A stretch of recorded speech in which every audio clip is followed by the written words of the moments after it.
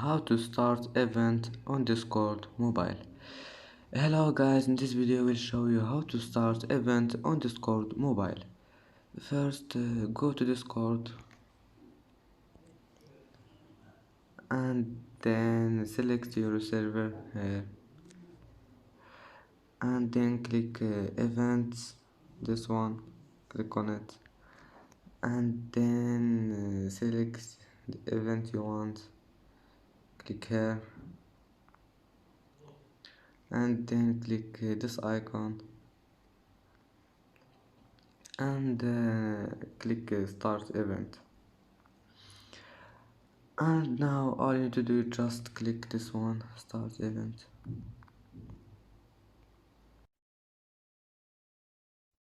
And as you see, the event has been started.